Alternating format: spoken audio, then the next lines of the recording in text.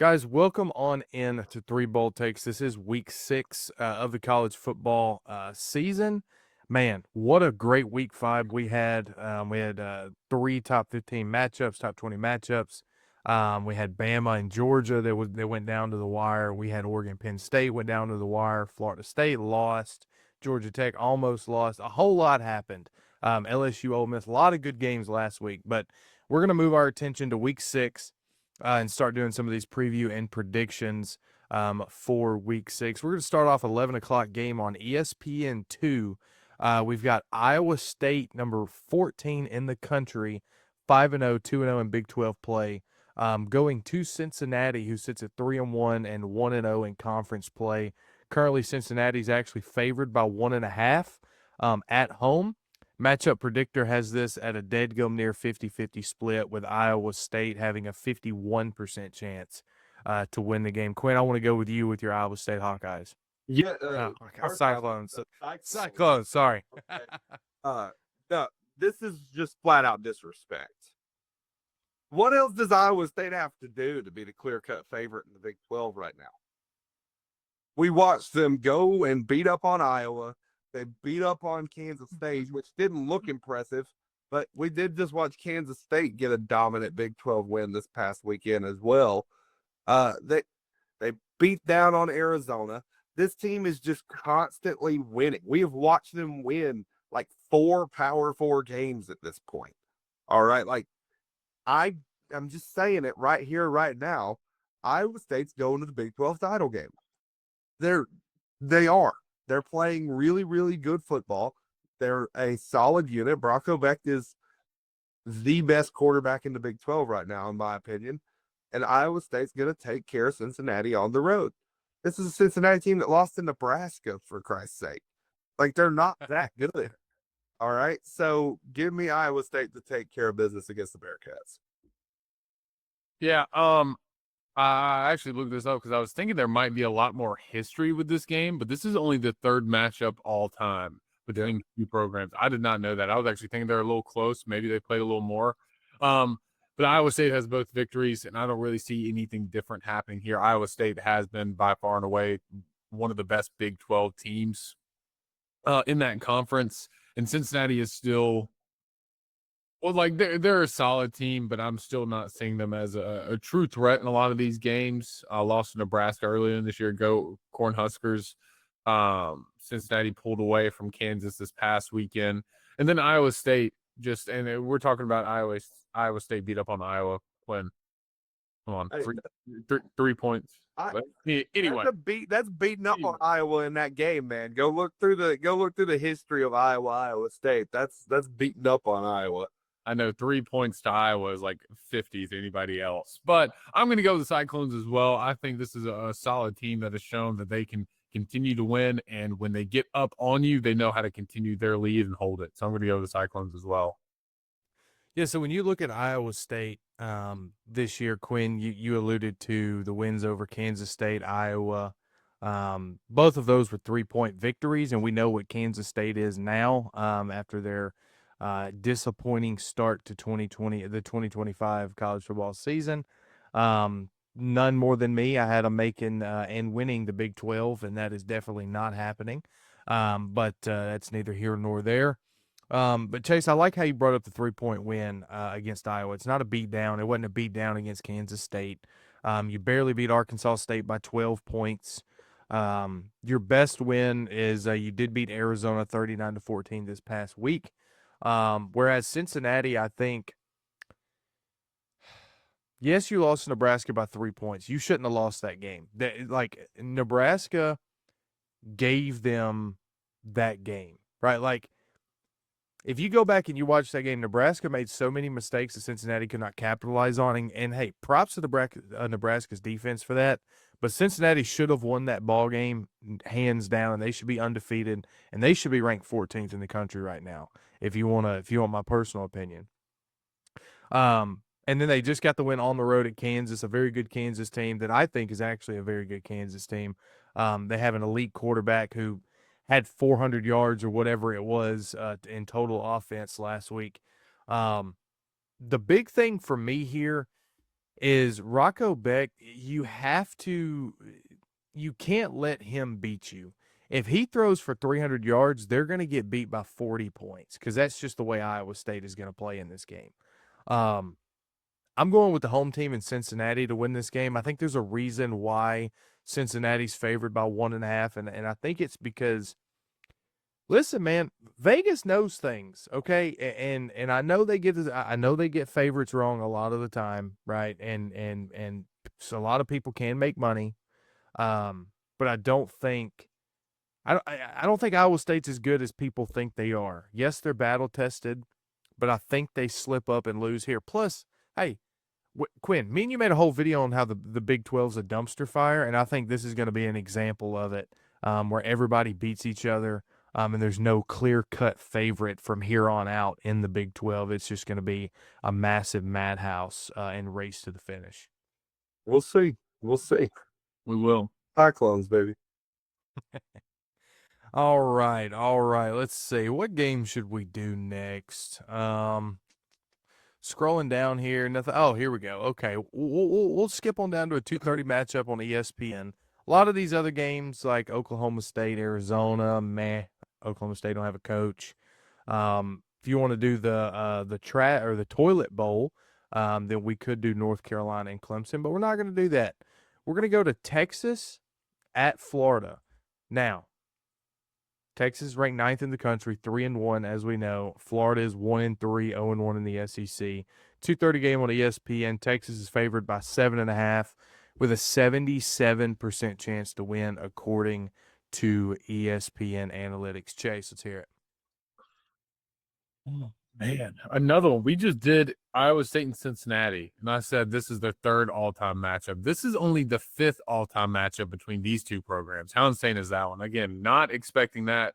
I think this is a really fun one, a great test for Arch Manning. You've had your warm-up games in San Jose State, UTEP, Sam Houston. You've gotten oiled up now. You're ready. You should be ready to go. You get to go play in the hardest stadium in America in Ben Hill Griffin at Florida. The Swamp is just something else. It's also, you're kind of getting into October, though. Maybe it's not as hot, down there. That's one of the biggest things for the Swamp that they have to them. But Texas is 3-0-1 in this series. Most recently, last season, beating Florida 49-17. Before that, guys, you got to take it 84 years all the way back to 1940 between these two teams. So last season, these two are the first time since 1940 that these two programs have played. My gut tells me to go Texas here. I really believe in it. I really love Arch Manning. I do. I love Steve Sarkisian. I think he's probably, him and Lane Kiffin are up there for probably the best offensive minds in the country. Honestly, in my opinion, the way he schemes things up, the way he gets people open. And I do think Arch Manning is dealing with a little bit of an injury. Like you watch him in his throwing patterns and stuff. It doesn't look like he's fully healthy. But my goodness, on the opposite side of the ball, you got Florida, who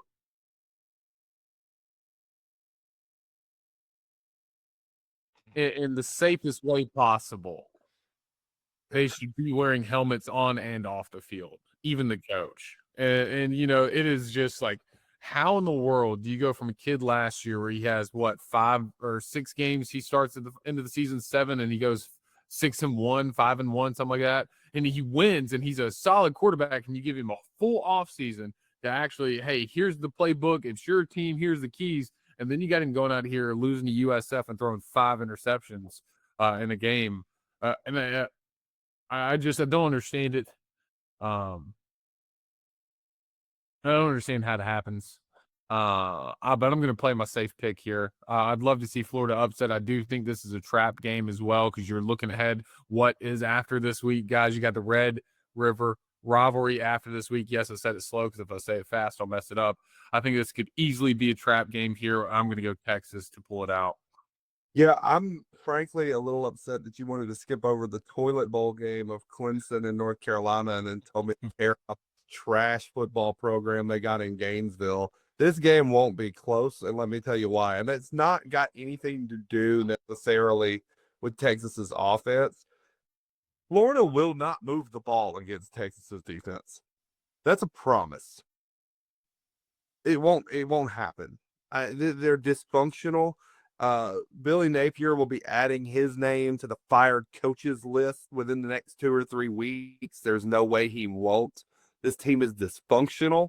I would go as far as to say that they are currently, in my opinion, the worst team in the SEC. It's between them and Arkansas. Like, when they duke it out, that'll probably, whoever wins Florida Arkansas will probably win their only SEC game of the year when they beat the other one. Plain and simple. Because Florida is a mess. Like, what else do you want to call it? Like, it's bad, man. You can say trap game if you want to, but for me, Texas has just kind of been waiting to play a meaningful football game since their loss to Ohio State on the road. And even though Florida's bad, this is still a helmet game. You still have the logo of the Gator and the logo of the Longhorn. People are going to care. So I expect Texas to come out, win big, and then we have to deal with the Texas fans on Twitter acting like beating Florida is a big deal, as if this is like 2008 and Tim Tebow's on the other sideline. It's an irrelevant football program and has been for about 2 decades at this point, and I really don't think that much is going to change for Florida until they can get a good coach in there that can figure out how to win again.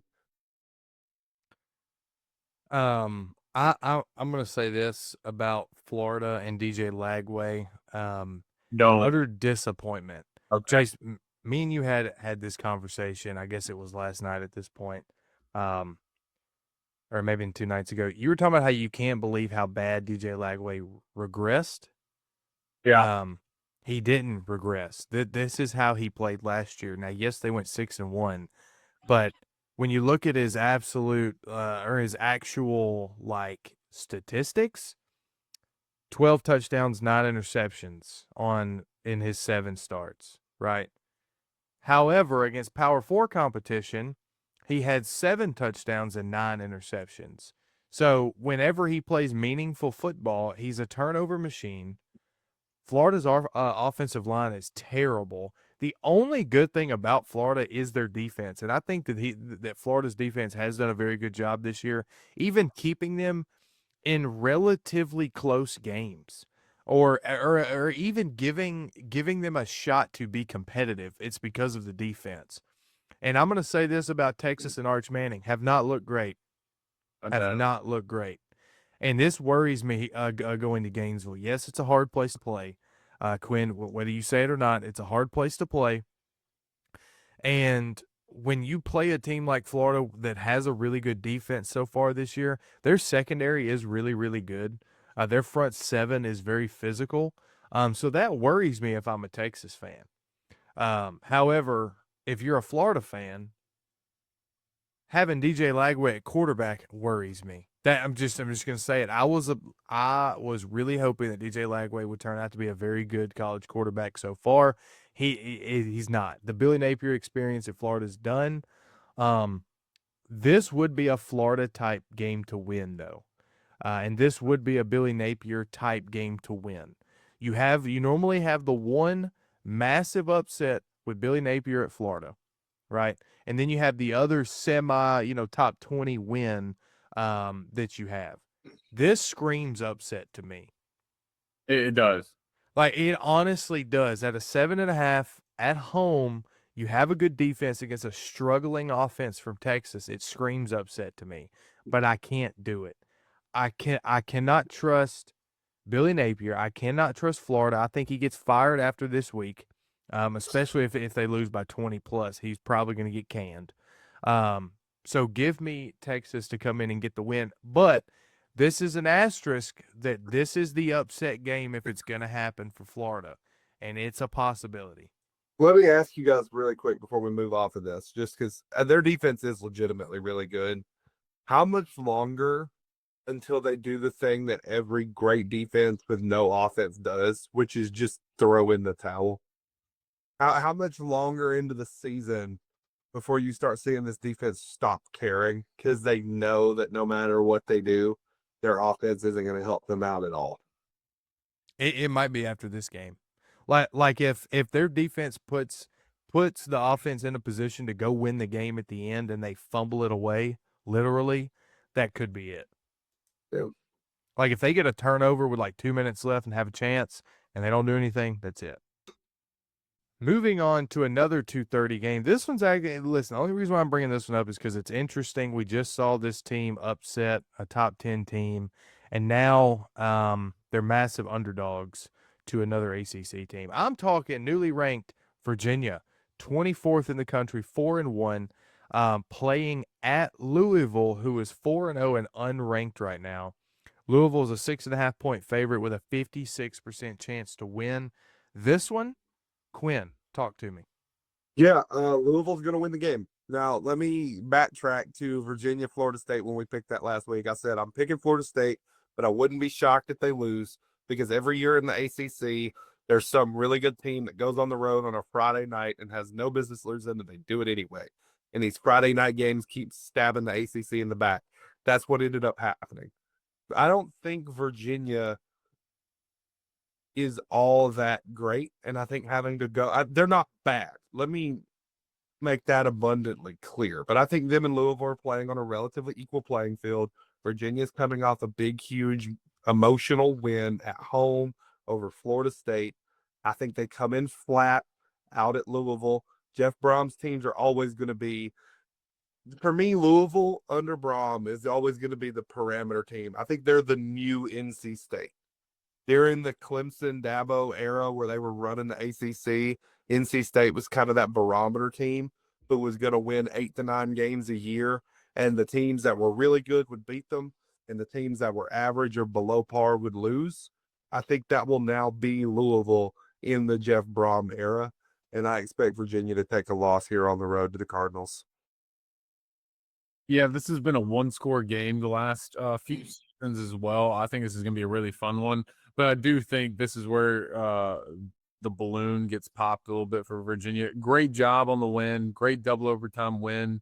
You nearly almost threw the game away there, and I love Chandler Morris. I think he's done a great job and also taking that step up from last year at North Texas, leading the country in touchdowns to making his name at Virginia a little bit, but he is a little turnover prone. You can't deny that. And Louisville, I agree a lot with Quinn. What you're sensing from them is a solid, sound defense, and then an offense that's going to be able to move the ball and score. Like, they're not going to give you 40, 50 a game most times. They're going to give you that 20 to 30 range. And once they get there, they're hoping that their defense can finish it. It's like the Alabama team in the 90s when if they scored 17, most of the time the opposing team is not going to be able to win that game. That's how Louisville feels. If they get to that 24 to 27 range, it's like, all right, our defense should do enough to where this other team can't win. I think that's what's going to happen. I think you're going to get like maybe a 24 to like 20, 24 to 17 type win here for Louisville. So, and it's also in Louisville, which makes it a lot tougher. Yeah, I really just want to talk about this one because of Virginia's win over Florida State. Kind of want to give props to them a little bit there. But also, like, Louisville being 4-0 and not ranked is kind of insane to me. Normally, like, at this point in the season, a team like Louisville, I mean, at least last year at this point, they were probably ranked if they started 4-0. And now they're not this year. Now, granted, I know who you play beforehand matters and all that stuff. I tell you what, I really do like Virginia's offense. They kind of impressed me in that Florida State game. Now, I'm not saying that Florida State's the best team in the country, that their defense is elite or whatnot, but it's hard to know. I mean, they played 2 games against really good teams, or I guess semi-decent teams in Alabama and Virginia. They dominated one and lost to the other. So I don't know what you make of that. It's still early in the year. But give me Virginia to win this game. I don't think that Louisville – you talk about Louisville's defense. I do not think that their rushing defense is going to be able to keep up with Virginia. That is one thing in that Florida State game I enjoyed watching. Was not only the offense, but it was the scheme at which they would actually run plays. Like, it wasn't just a simple handoff, right? There was always movement. There was complexity in the offensive line. And I think that that's ultimately why they're such a good running team overall. But I think Virginia gets the win on the road here. Hey, tough game here. You just beat Florida State, Cloud9. you rush the field, you nearly kill somebody on the field. Like, there was a lot that happened, and then you turn around and have to play another ACC game against a team that's 4-0 that really, really wants to prove themselves, and that's Louisville. So I'm kind of going out on a limb here and sticking with Virginia. I don't think that win was a fluke. I think they've got an explosive offense. I think their defense is decent enough to keep up. Now, we have another 2:30 matchup here. The site of College Game Day. Can you believe it? I never thought in my wildest dreams I would ever say this. The College Game Day is in Tuscaloosa, not for Alabama LSU, not for Alabama Georgia, not for no. Vanderbilt, 16th ranked Vanderbilt, coming to Tuscaloosa to face number 10 Alabama at 2:30.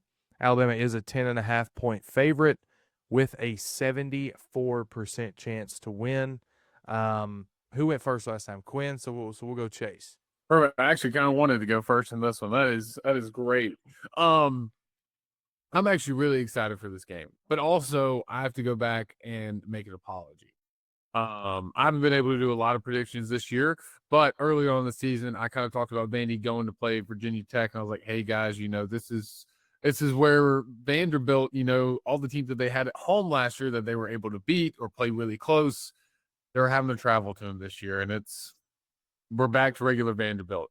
And boy, was I wrong. Beating both Vanderbilt and South Carolina, I was extremely impressed. Definitely Virginia Tech I think they were down at one point and then came back and won by 24 points. So very successful game there. And then, yes, South Carolina did lose Lenore Sellers through that, but it's still a dominant win there.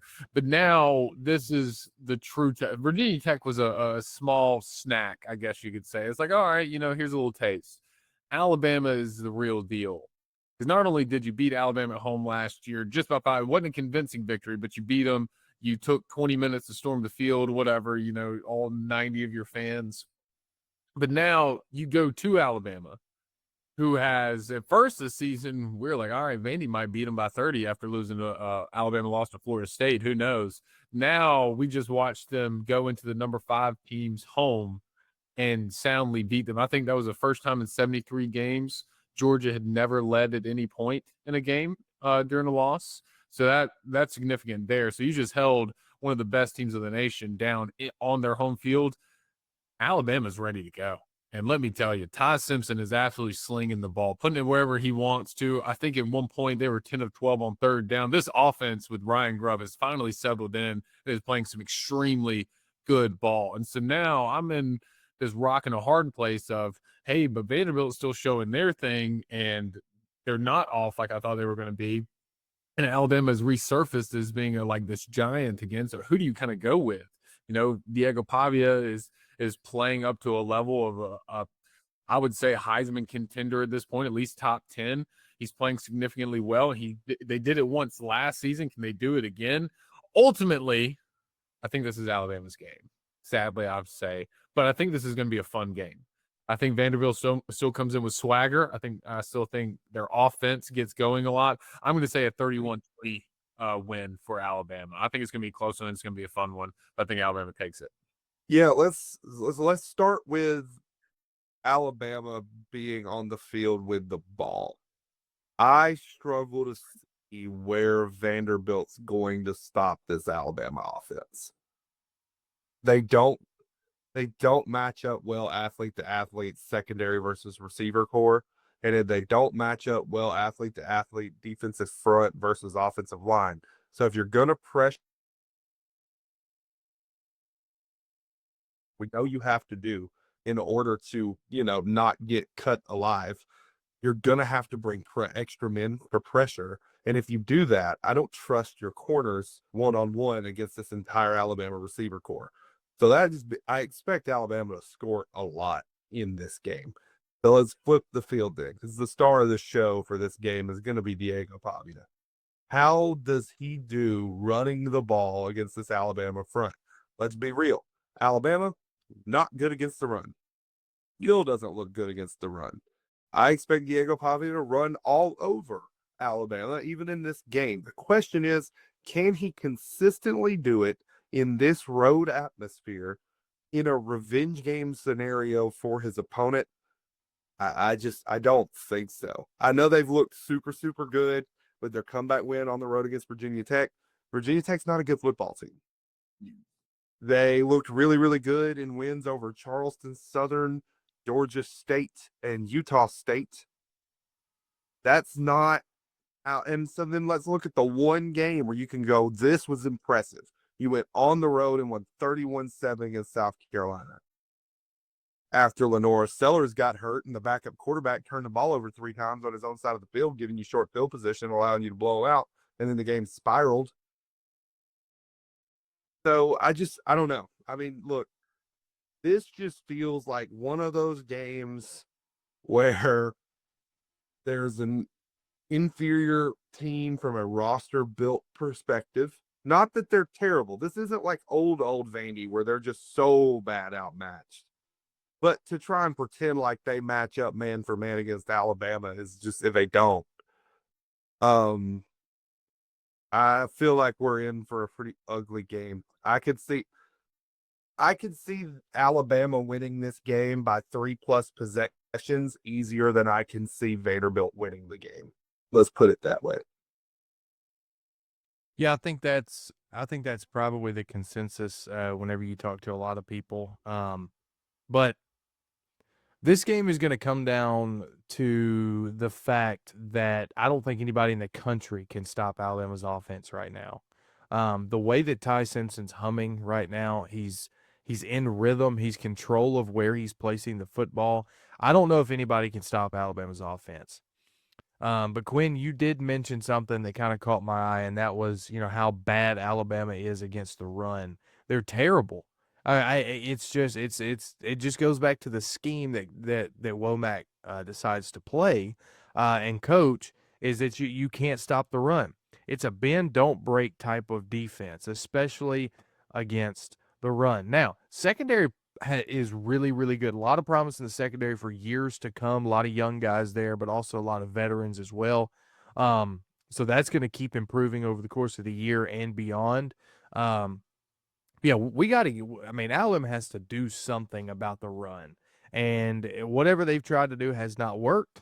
I fully expect Vandy to have almost 300 yards rushing in this game because think about what they did last year offensively. It wasn't throwing down the field. It wasn't picking apart the defense for 15 to 20 yards a pop.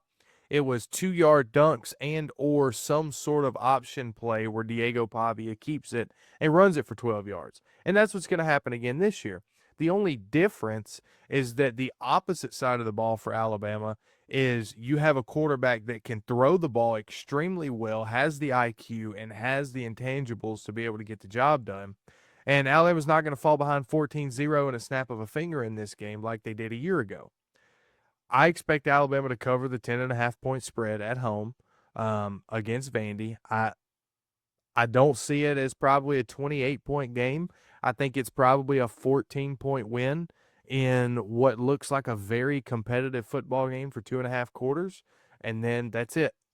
But I like the game days here. The revenge factor is going to be through the roof. I think the fans are going to be crazy. It's going to be a nice atmosphere at 2:30.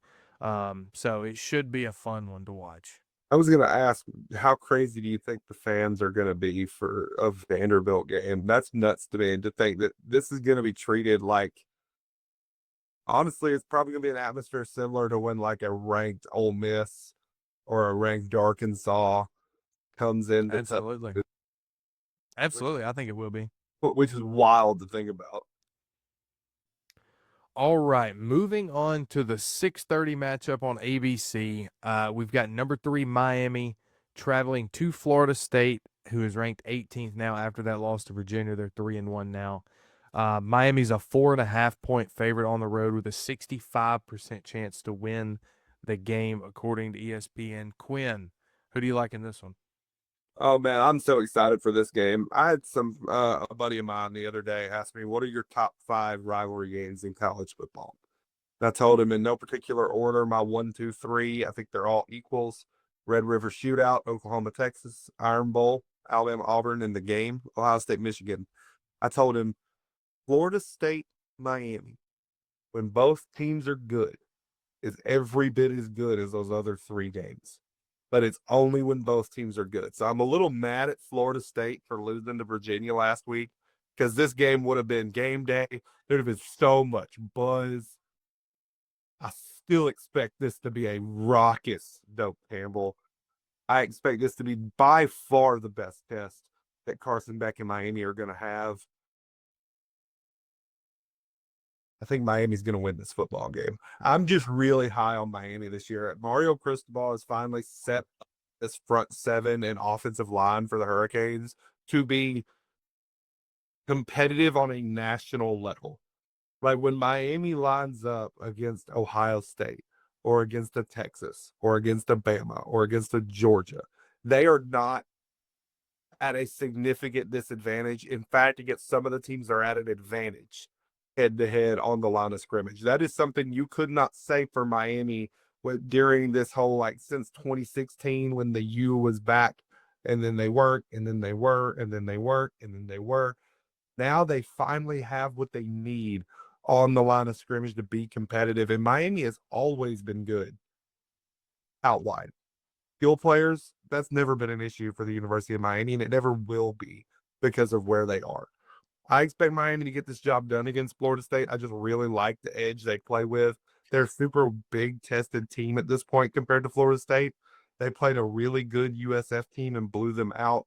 They blew out a crappy Florida team. They beat and handled Notre Dame in a season opener. They have seen some good physical football teams.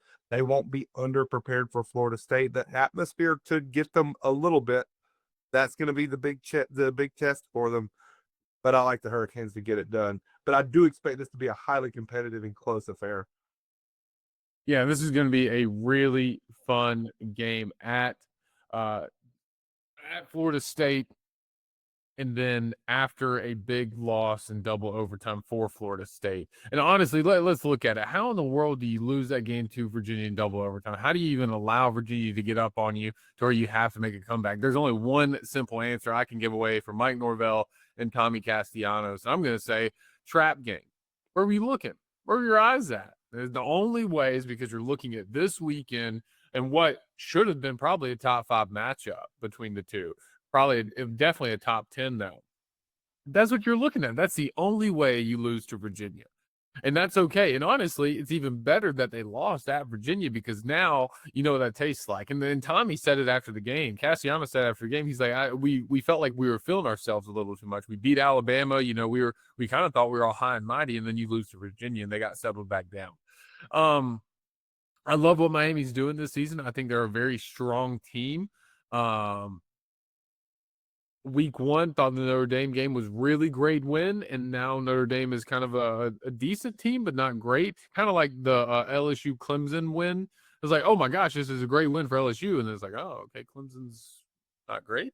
Notre Dame's a solid team, but not a top 10 team like we're seeing so far that we're expecting. And then also Florida wasn't a great team, so you haven't really been fully tested, I think, as Miami. And I think this is a great start. One of the tougher stadiums that you get to play in this season as well. And honestly, probably the toughest game you have left. You get Stanford, you got SMU, Syracuse. A lot of these games you shouldn't lose. It's the ACC, though. They'll probably lose one of them. We'll come back to that later in the season, though. Florida State, this is your marquee game. Clemson was supposed to be a big one later in the season. You'll have your rivalry game against Florida, but this is the game. Here it is. This is if you want to make the college football playoffs and you want to be a conference champion, having a bye week 1 or round 1 of the playoffs, here it is. You can do it right here, right now. And I think Tommy Castellanos is honestly going to be a Heisman contender all season long and probably end up in the top 3 in New York. And I think this weekend is when he makes his Heisman moment. I think he beats Miami.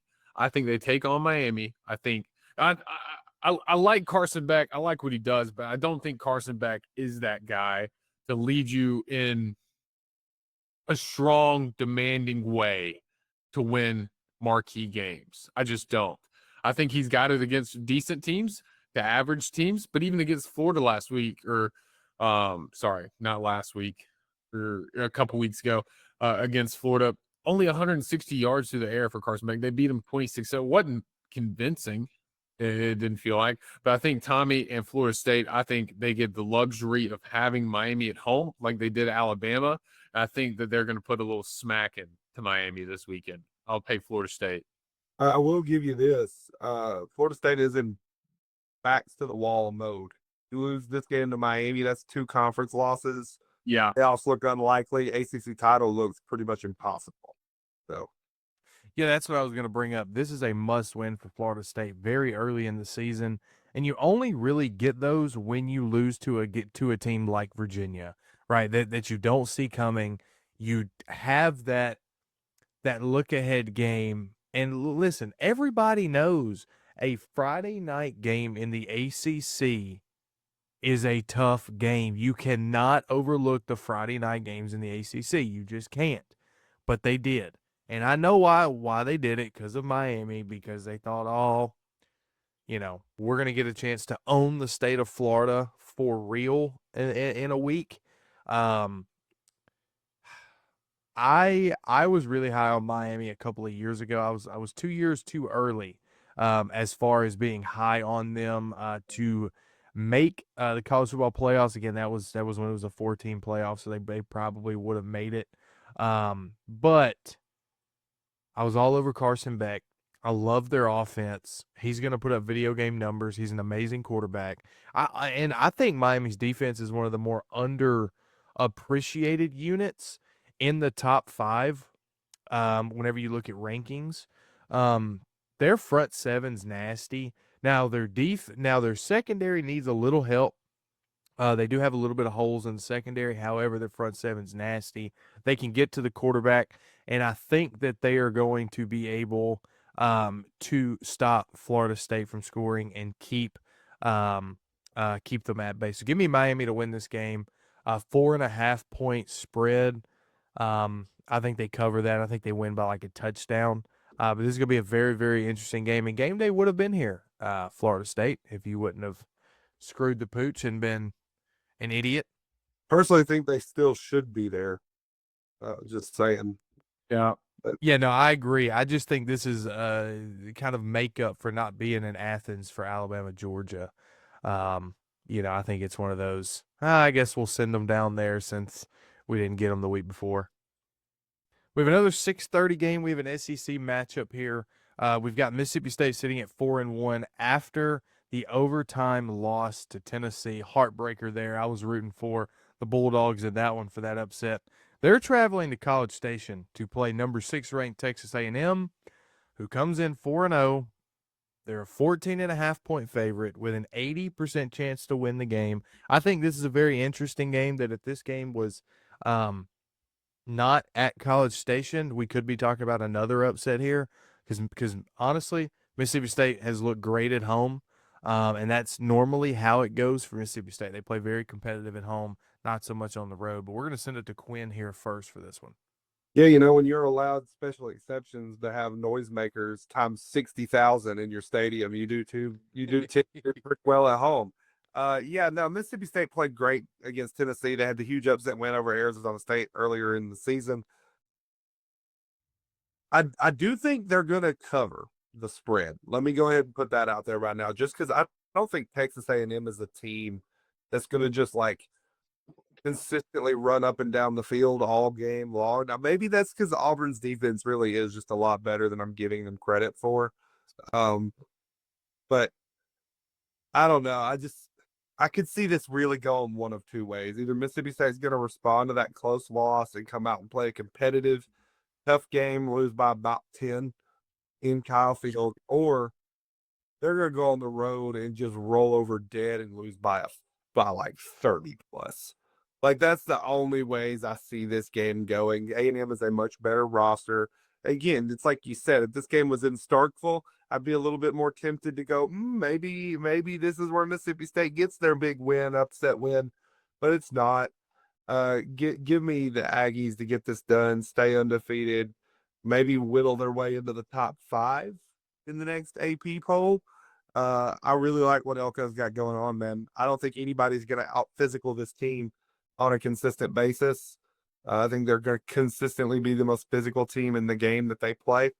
But again, who knows with Marcel Reed, man?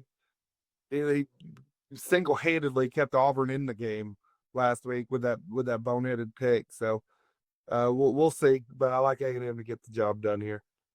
Yeah, that's what I was about to pull up. Quinn, is that Texas A&M gave 3 opportunities away to Auburn to say, "Hey, please win this game. Here you go, win the game. Save Hugh Freeze's job. Here you please win the game, Auburn. Please." And Auburn didn't do it. They just simply could not do it. Did not do it. And What was it, like a yard of offense in the fourth quarter? one Mhm. singular yard of offense in the Yeah. fourth quarter from one of the best offensive minds to ever grace the college coaching ranks. So, and that's just something that I really wanted to point to, is that Texas A&M gives up a lot of opportunities, and I also think they're bend don't break a lot. Like the Notre Dame game, won by a point, pulled that one out at Notre Dame, which was very successful, and then Auburn as well. Like you had a lot of mistakes as the Aggies, but you still pulled through. But I want to point it out as well. Mississippi State, my goodness, this past weekend, I was beating the Alabama Georgia game was on the TV, on the big box. I'm sitting over there in the corner with my phone watching Mississippi State. Come on, Mississippi. I'm not even gambling. I promise you, I don't gamble at all. But I was sweating a little bit. I was like, Bulldogs, we got to pull this out. And they didn't, sadly. And I think Mississippi State, though, I kind of talked to some friends that were Tennessee fans as well. I was like, either Tennessee, as the young kids say, their defense is Swiss cheese, or Mississippi State is going to make a lot of games tough for SEC opponents this year. And I really think it's the latter. Jeff Lebby is finding his groove in his second season. I don't think Chapin is the guy at quarterback for Mississippi State. Definitely not long term. I think he's a senior anyway, so it's okay. I've never had a lot of faith in him, but he's showing a couple of jumps in his game this season. And I think the offensive mindset of Lebby is coming through finally. Last year was really, really rough for Mississippi State. And all of a sudden, you be the top 15 team and have another one on the ropes at home this season. I think Mississippi State has done wonderful things. I think they're about to go showcase that at Kyle Field. I'm actually going to take Mississippi State with the upset. I think Texas A&M ends up giving this game away. I really like Mississippi State. I just, hey, I'm not, no pun intended, but there's some dogs. I think Mississippi State is about to really play some ball, and they're going to put it on notice this next weekend. I think Texas A&M gives it away much more than Mississippi State wins this game. Wow, I don't really know how to follow that up besides the fact that Texas A&M is winning the game. Mississippi State is not. That's what I'm going to go with. But, Chase, I like where you're going with Jeff Lebby and Mississippi State. You got to give them their props and their flowers. From last year to this year, it's been an unbelievable change in the right direction. I don't know if you guys watched that SEC documentary over the summer. Huge. I'm a huge Jeff Lebby fan. He really, really loves Mississippi State and really, really wants to succeed. And he came into just a horrible situation. Shout out.